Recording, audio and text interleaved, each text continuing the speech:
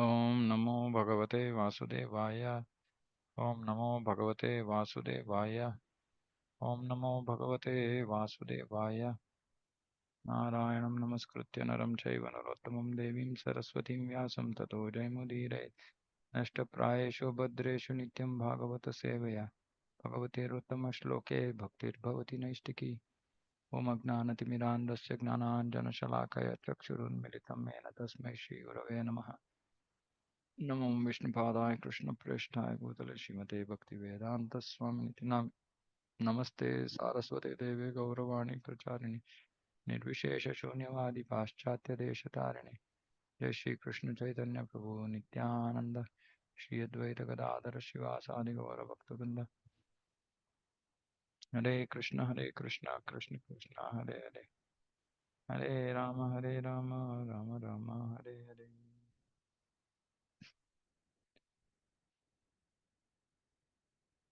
Srimad Bhagavatam, Canto 4, Chapter 12, Verse 16. आत्मस्त्री अपत्यसुहृदो बलं वृद्धकोशम् अन्तःपुरं परिविहार भुवश्चरम्याः भूमण्डलं जलधिमेखलं माकलय्य कालोपसृष्टम् इति स प्रययौ विशालाम्. Thus Dhruva Maharaj at the end left his kingdom, which extended all over the earth and was bounded by the great oceans. He considered his body, his wives, his children, his friends, his army, his rich treasury, his very comfortable palaces, and his many enjoyable pleasure grounds to be creations of the illusory energy. Thus, in due course of time, he retired to the forest in the Himalayas known as Badarika Ashrama. In the beginning of his life, when he went to the forest in search of the Supreme Person of Godhead, Dhruva realized that all bodily conceptions of pleasure are products of the illusory energy. In the very beginning, of course, he was after the kingdom of his father, and in order to get it, he went to search for the Supreme Lord. But he later realized that everything is the creation of the illusory energy. From the acts of Srila Dhruva Maharaj, we can understand that somehow or other, if one becomes Krishna conscious, it does not matter what his motivation is in the beginning. In the beginning is important. He will eventually realize the real truth by the grace of the Lord. So the motivation, it doesn't matter what the motivation is in the beginning. Kama sarva kama va moksha kama udarati. Kama sarva kama moksha kama, whatever be the kama, whatever be the motivation in the beginning, it does not matter. But somehow or other, one has to become Krishna conscious. So one has to become Krishna conscious means 100% Krishna conscious. So somehow or other, somehow or other, one has to become Krishna conscious, meaning fully Krishna conscious. Eventually, then they'll realize the real truth by the grace of the Lord, not by our own effort. Okay, Suresh Prabhu is asking what is the meaning of illusory. Illusory means that which doesn't really exist. It creates an illusion. Illusion is like something that you think in your mind, but it actually doesn't exist. So this whole material world is created. So Supreme Lord has two energies, external energy or illusory energy and internal energy.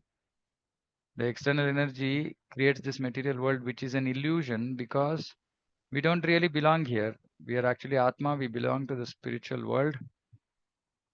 And we have come here temporarily because we want to enjoy independent of Krishna and to provide a facility, this illusory energy or otherwise called Maya. He's created this material world and all these attractions that are there in this material world, which is all primarily based on male-female attraction. And that is the heart of this illusion.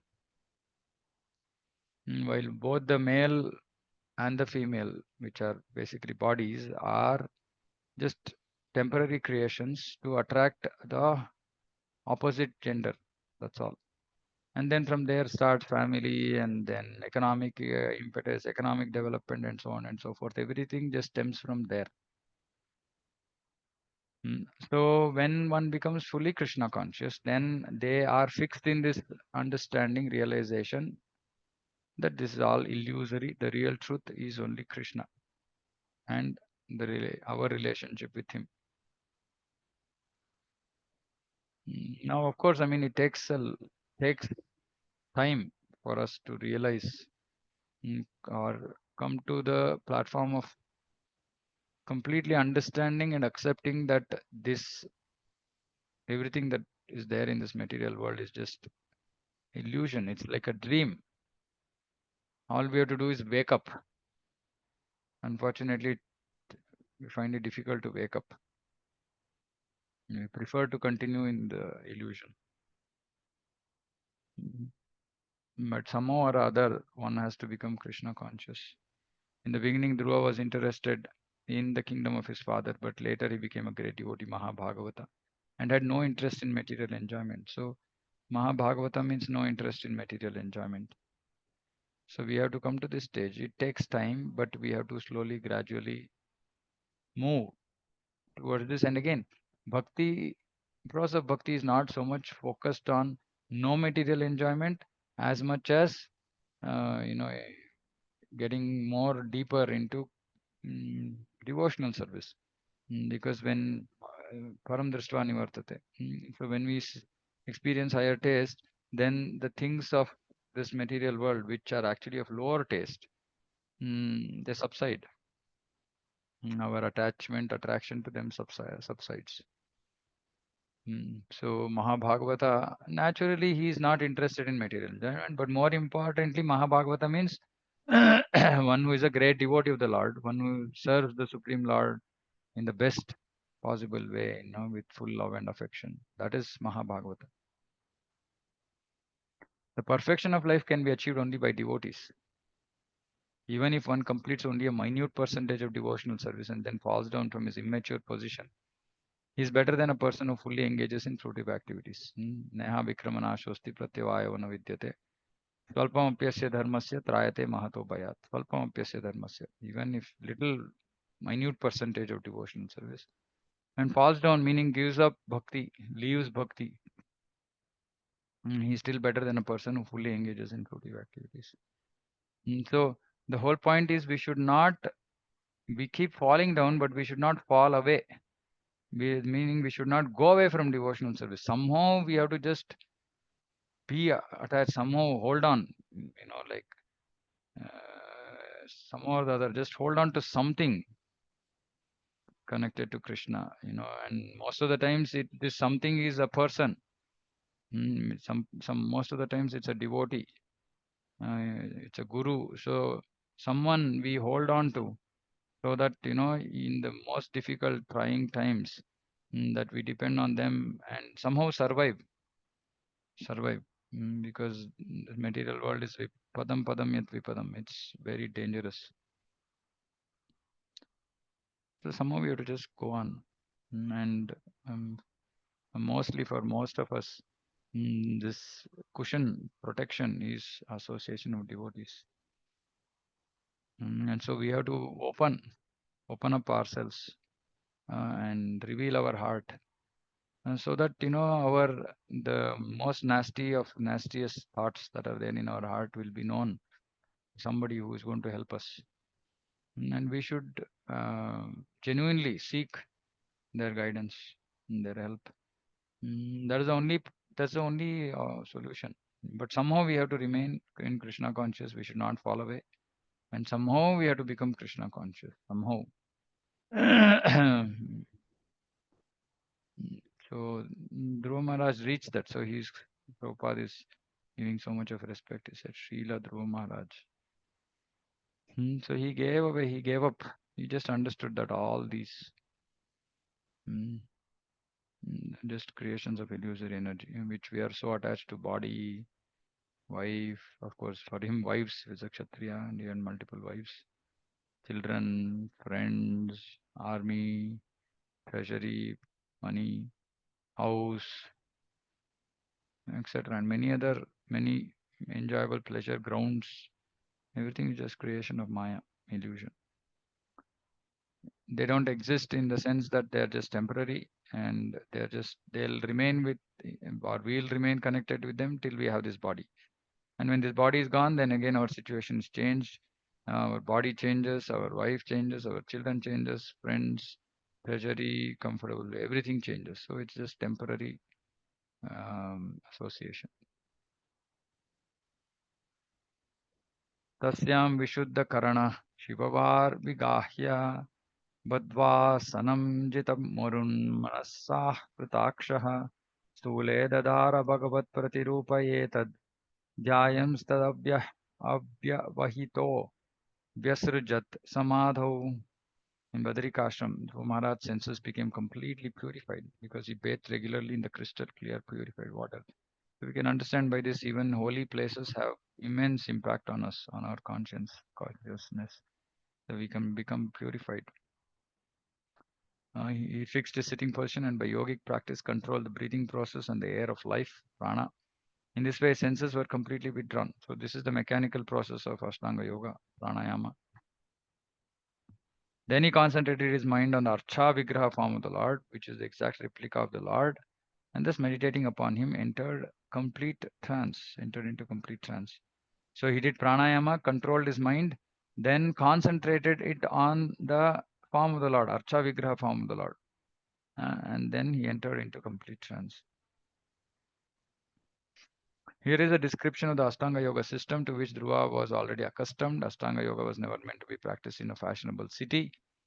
Dhruva went to a Badrikashram and in a solitary place alone he practiced yoga. He concentrated his mind on the Archa Vigraha, the worshipable deity of the Lord, which exactly represents the Supreme Lord. And thus thinking constantly of the deity, he became absorbed in trance. So we can understand by this that we can also become absorbed in the deity, but our process is chanting.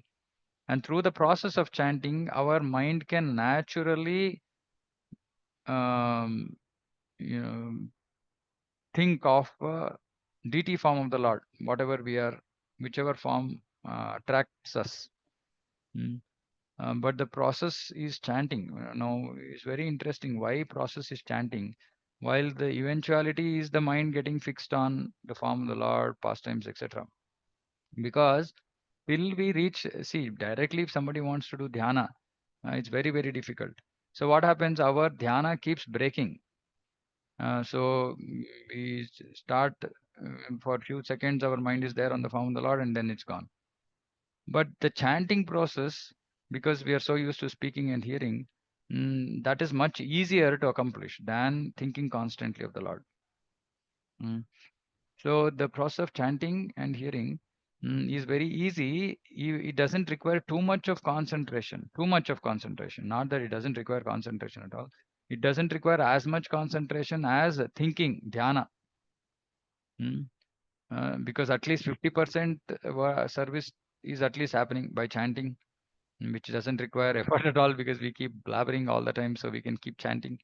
We can take the names of Krishna, which is very, very easy, right? So at least 50% of the service is happening without any real effort. Just we have to pronounce nicely, that's all. The remaining 50% requires little effort hearing, but thinking constantly requires lot of effort. So what happens by doing this hearing and chanting? We are doing devotional service. We get mercy of the Lord, and slowly and steadily we become more and more purified. And then when you purified, mind becomes naturally fixed on the form of the Lord, pastimes of the Lord, etc. Naturally, I mean, naturally the mind will when we take the name of Krishna, suddenly the form of the Lord comes, then his pastimes come, and mind becomes fixed on the Supreme Lord. Mm. But directly trying to think constantly of the deity or form of the Lord is difficult in Kali Yuga because our minds are very chanchala. Chanchalam imana Krishna. Mm. So Dhruva, however, Satyuga. So Satyuga dhyana is the process. So which Ashtanga yoga is the yoga process to reach dhyana or samadhi, trance. Worship of the Archa Vigraha is not idol worship. Archa Vigraha is an incarnation of the Lord in a form appreciable by a devotee. Appreciable because we are not able to see the spiritual form of the Lord. Therefore, devotees engage in the temple in the service of the Lord as Archa Vigraha, a form made of shula, material objects such as stone, metal, wood, jewels, or paint. All of these are called sthula or physical representations. Since the devotees follow the regulatory principles of worship, even though the Lord is there in his physical form, in his physical form means he's accepted, he accepted a physical form. He is non-different from his original spiritual form. So the physical form is non-different. So we should not see the physical form as some statue or some idol.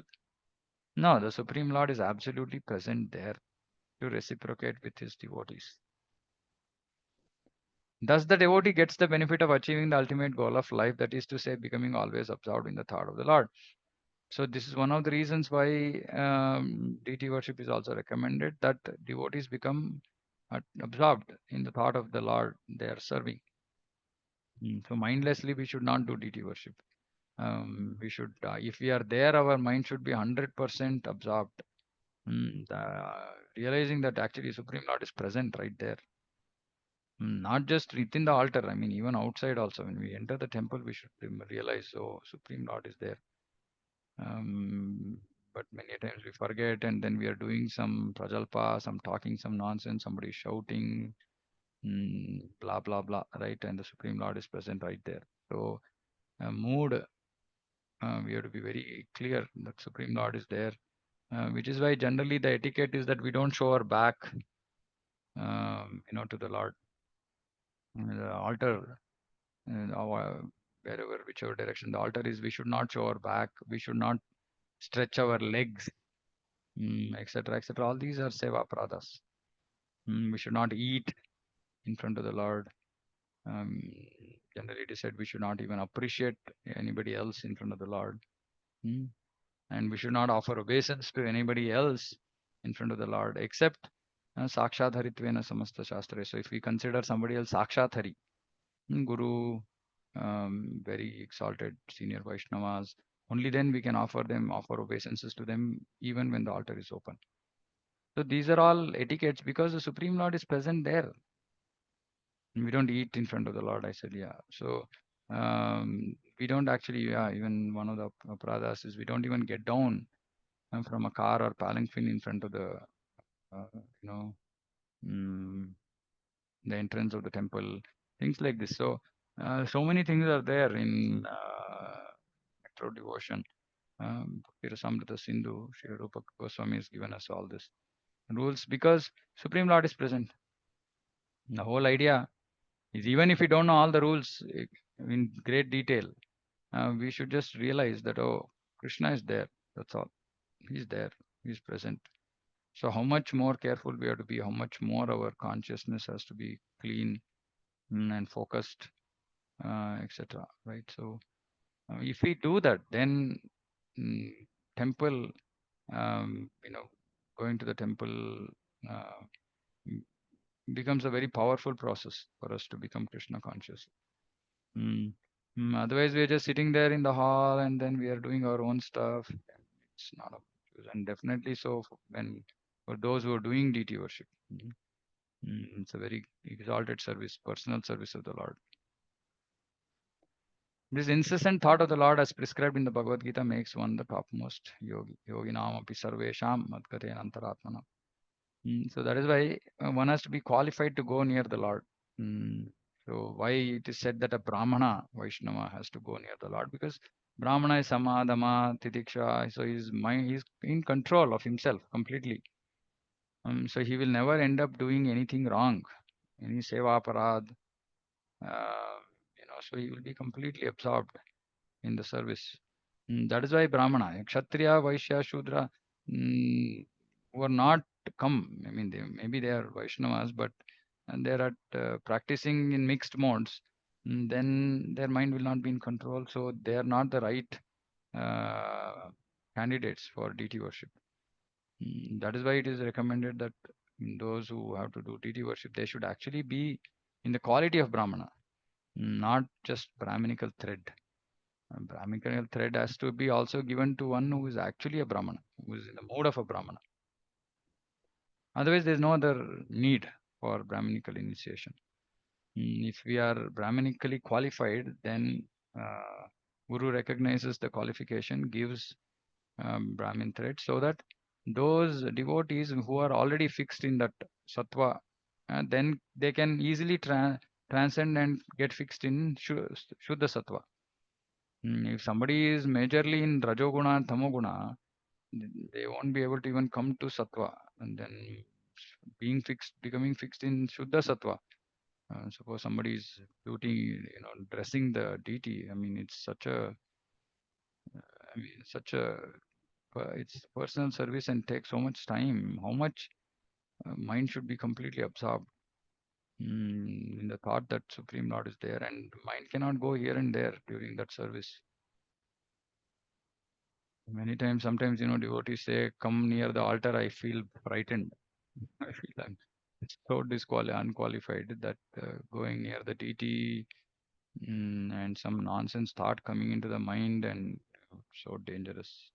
Just feel mm, better I'm outside." Because these services are not, it's not like, doing some kirtan somewhere or giving a class is different. It's very, very different. Anyway, so those devotees who engage in deity worship are all exalted, glorious. Yeah, Rajaprabhu.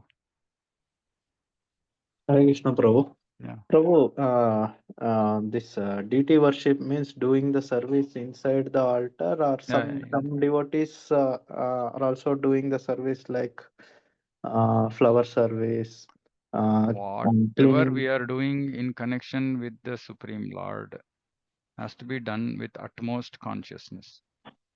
No, no, no. I'm Mm, asking that will also come under deity worship, like flower Yeah. service and cleaning the vessels.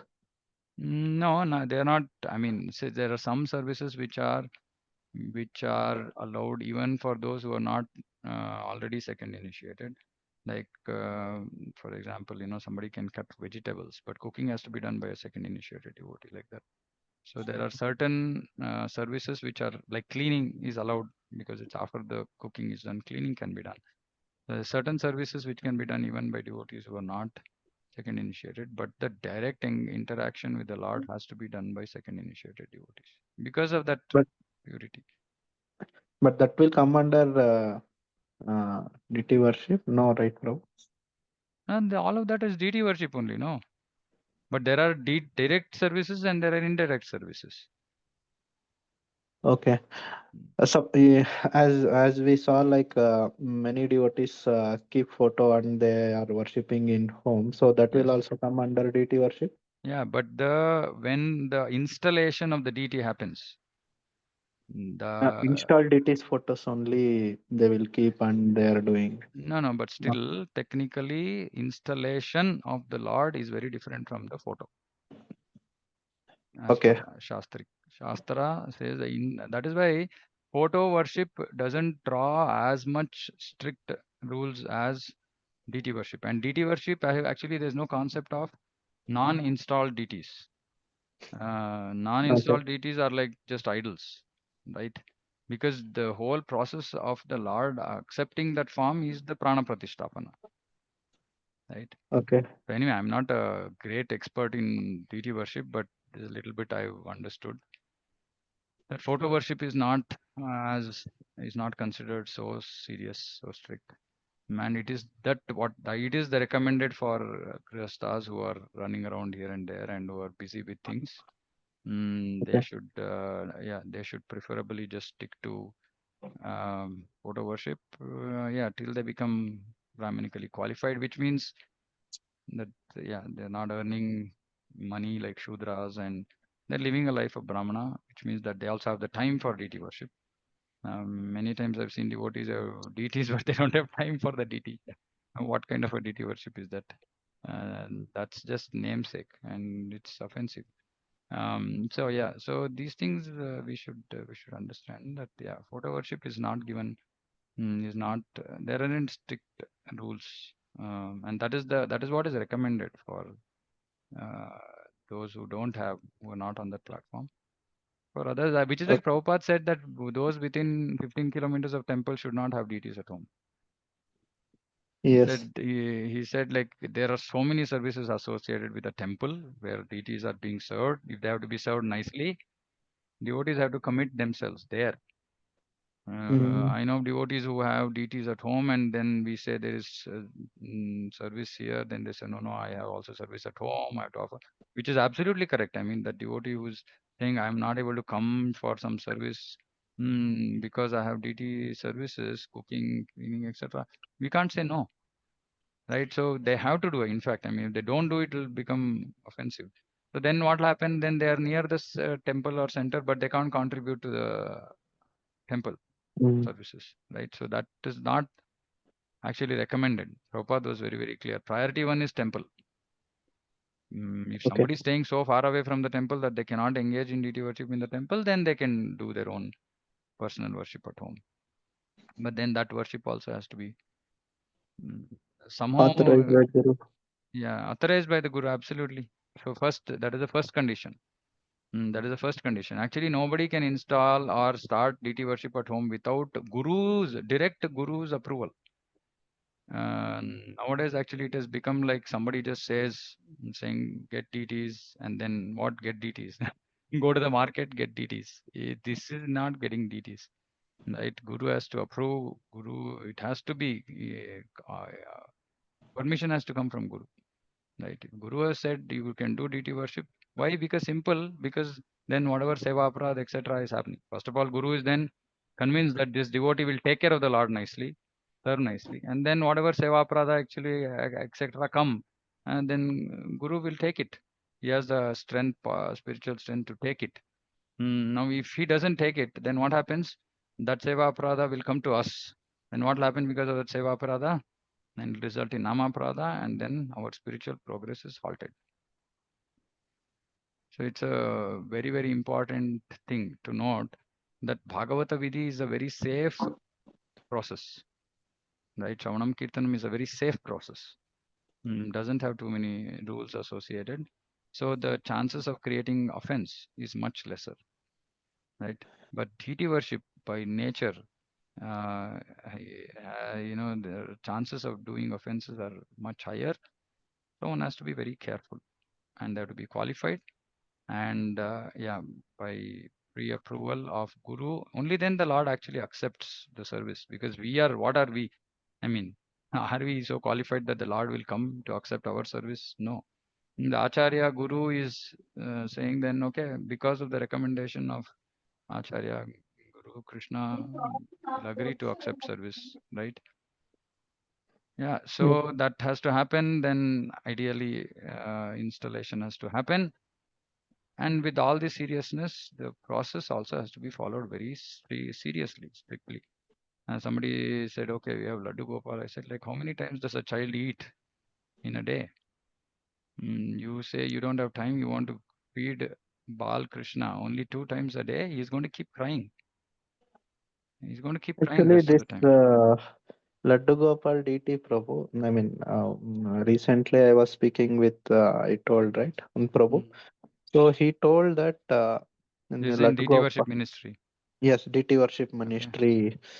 I was speaking with DT Worship Ministry in charges. So regarding DTs only, I Mm-hmm. have some questions. So they are saying that keeping Jagannath and Radha Krishna, Srila Prabhupada never approved. So we should not Mm-hmm. keep it in home. Mm. Even many devotees, when they're asking for Srila Prabhupada to keep Jagannath, he never responded. Mm-hmm. So initially, uh, Srila Prabhupada told only keep Panchatattva and Guru Parampara photos Mm. and do service in the temple. Mm. But Radha Krishna, and later on he told, okay, Gaurnita deities, if they are staying very far from the temple, only Gaurnita deities. And approved by Uh, Guru, obviously. the first qualification is they told uh, actually what is the necessity of deity worship in home. Mm-hmm. Then, if we provide the correct answer, then we need to go to the Guru and take the approval first. Mm. Then, if Guru approves, Then there are like, if Gaurnita deities are there, Mangalarti, Sandhyarti should be done. Mm. Then 2 times Bhoga should be offered, and in front of Gaurnita deities, we need to do Sankirtan every day, and we need to read Srimad Bhagavatam or Chaitanya Charitamrita every day in front of Gaurnita deities. Okay. Uh, So this is only two times offering is minimum, acceptable. minimum. Okay. Minimum. Okay. And Laddu Gopal, I mean, as I am once Mother Gaurang Prabhu told, it's in different parampara. In our parampara, Laddu Gopal worship Yeah. is Yeah. not there. Yeah. Actually, in other parampara, instead of I mean, we are doing chanting Hare Krishna mantra, right?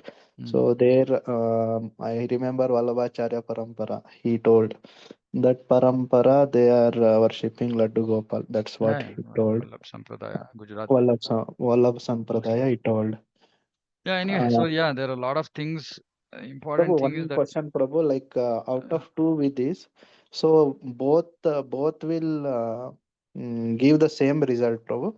yeah, yeah. So actually, Bhagavata Vidhi, like I told, our Sampradaya is a Shiksha Parampara. Whatever Parampara we are worshipping, like Srila Prabhupada, then, Bhakti Siddhanta Saraswati Thakur, Gaur Kishore Das Babaji Maharaj. Actually, it is not a Diksha Parampara we are worshipping. Actually, we are worshipping a Shiksha Parampara. The whole idea of Shiksha Parampara means Bhagavata, Shravanam Kirtanam becomes important because Diksha means Parampara, right? Diksha Parampara means deity worship, second initiation, all that is Diksha Parampara, right? But we are actually worshipping Acharyas in our Parampara that Srila Prabhupada asked us to worship. It's a Shiksha Parampara. So we are heavily into actually Shravanam Kirtanam. Our Sampradaya is Shravanam Kirtanam Sampradaya. But Prabhupada also said because Grihasthas are materially attached, to cut off that attachment, there should be deity worship. That is the only reason why Pancharatriki, and we don't follow Vedic Vidhi, we follow Pancharatriki Vidhi, which is again much less stringent, I believe. I am not an expert again. Um, so that is being done just to take away that attachment that we have to material things, to the form of the Lord, to the dress of the Lord, to the ornaments of the Lord, to cooking for the Lord. So that these are the things that grihasthas are normally attached to, right? Looks and clothes and eating and house, so build house for them for the Lord. So these things are being done so that it's like dovetailing. We talk about dovetailing, no? So if somebody is attached to dressing themselves, then dovetail that to dress Supreme Lord like that. But the hardcore process is because chanting and reading, hearing, etc. That is our main process. That is Bhagavata Vidhi. So this also is good. It reduces our material attachment. But if somebody doesn't have the opportunity to do deity worship, um, just by Bhagavata Vidhi, mm, they can achieve perfection. No need, no need. But yeah, generally everybody is little or more attached to deities, so it's okay. But yeah, it's not necessary that everybody has to engage in deity worship. It's not necessary as Acha. per our sampradaya.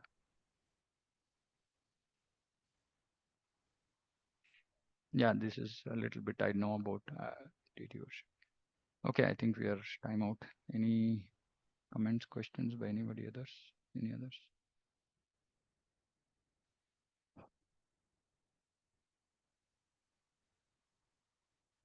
Yeah, Shashank, you can ask. Yeah, please. Hare Krishna, Prabhu. Dandavat Pranam. Pranam. Prabhu, one doubt and one realization I felt, Prabhu. Mm, One doubt, it is with respect to during 8 to 24 years, we will do Upanayana, no, Prabhu. mm, mm, mm, Uh, so, Yagno Pavitram we will wear and we'll perform Homa and all. mm. So, that is similar to initiation in here, like No. whatever. That is actually similar. Actually, it's not similar at all because that is Smartha Vidhi, Brahmacharya. Somebody enters Brahmacharya. I mean, yeah, you can take it as no, no, it's wrong to say Smartha Vidhi. It's actually part of Varnashrama Dharma, where a person becomes a Brahmana, enters Gurukula, goes to Guru to start seeking uh, knowledge, right? So that Upanayana is or uh, is a process to enter Gurukula, to start to study Vedas, etc. Now, what we do, that is why that is Vedic process. We follow Bhagavata Vidhi, where first actually there is no need for uh, initiation at all, as we are doing today. We call that first initiation. That was introduced by Srila Bhakti Siddhanta Saraswati Thakur, just because there used to be differentiation based on birth. People still used to differentiate amongst Vaishnavas, saying you're born in a Brahmana family, you're born in Kshatriya family, etc. So that is offensive. To stop that, Bhakti Siddhanta Saraswati Thakur introduced this first initiation, which normalizes everybody to saying, okay, now you're all Vaishnavas, so don't connect with the, your birth, and everybody has a new name and they're chanting beads, etc. But that is just to stop devotees from doing the differentiation. But actually, for deity worship only, we need initiation. That is mantra diksha. That is a Okay. Brahminical initiation in ISKCON. And one has to become qualified to get mantra diksha. He has to be a Brahmana, Vaishnava, meaning living like a Brahmana. Mm, and then he gets qualified and he does the services of Brahmana, which is Patan, Patan, Yajan, Yajan, Dana, Pratigraha. And then yeah, somebody can be either involved in preaching, they can get Brahmin initiated, or if they are involved in deity worship actively, then they can get Brahmin initiated. So that Brahmin initiation, yeah, it's a very, again, I'm not so much of an expert in these things. Um, so there is something called Urdhva Pundra and all that anyway. So I don't know much about it, but yeah, this is our process. And the process by the in the Varnashrama is to enter Gurukul for study of Vedas. Here, Harinam is more important, so that happens first.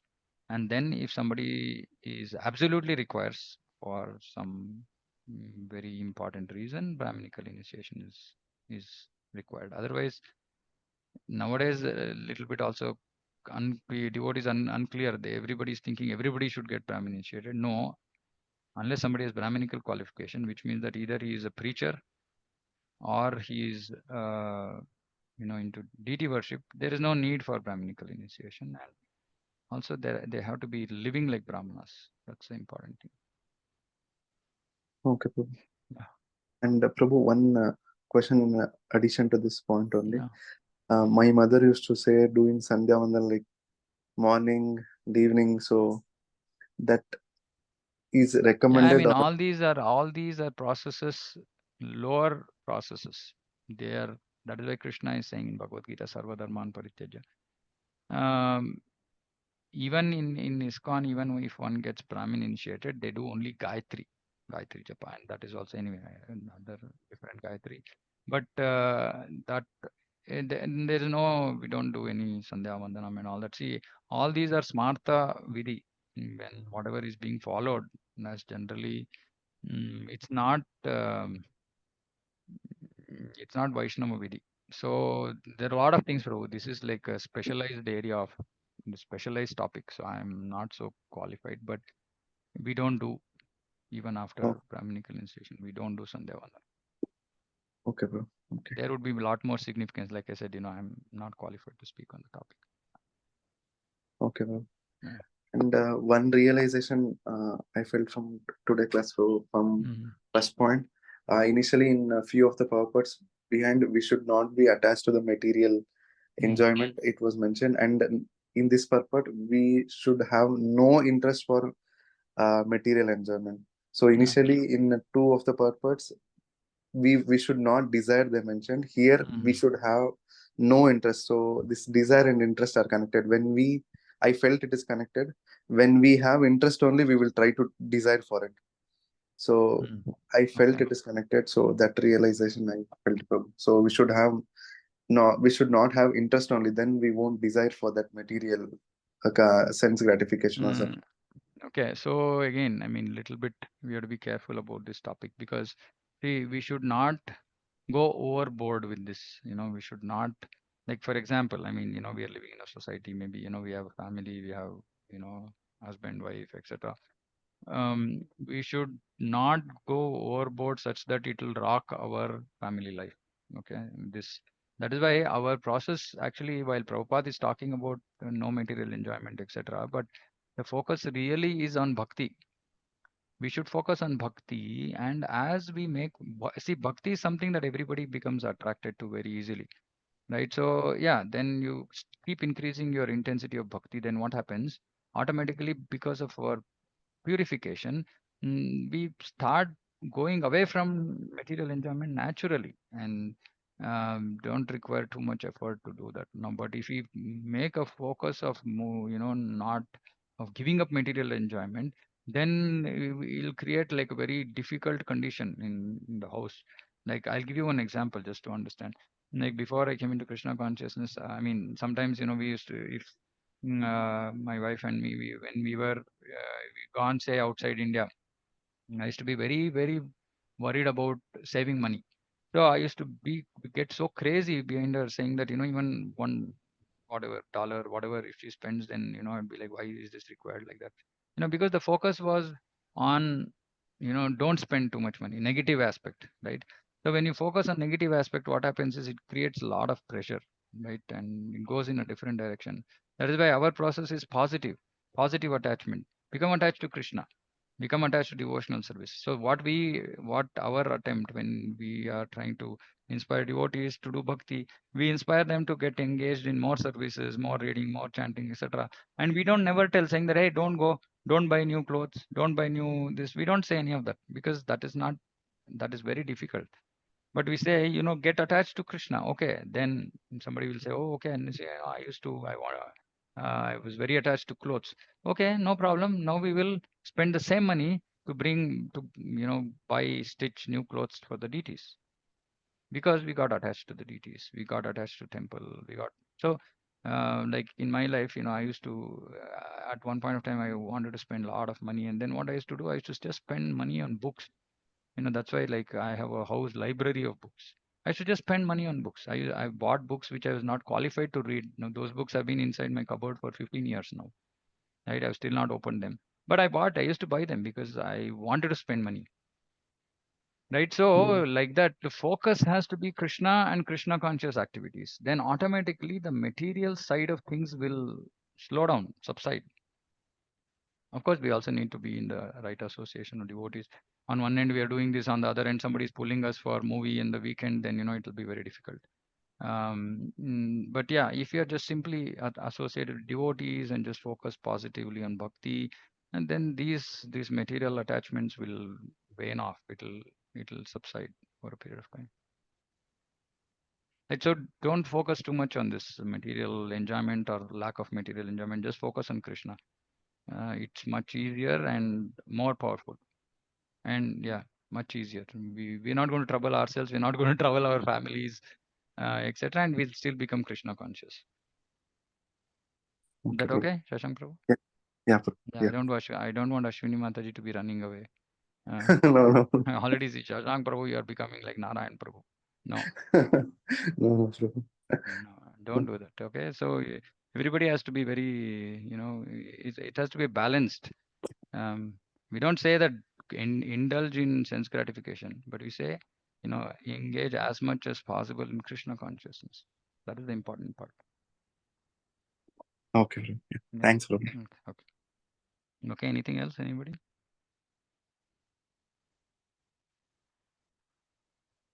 Okay. And we'll close. Srimad Bhagavatam ki jai, Jagat Guru Srila Prabhupada ki jai. Vancha kalpatarubhyascha kripa sindhubhya patitanam pavanebhyo vaishnavebhyo namo namaha Ananta Koti Vaishnava Hare Krishna. Hare Krishna, Prabhuji. Dandavat pranam to everybody. Hare Krishna.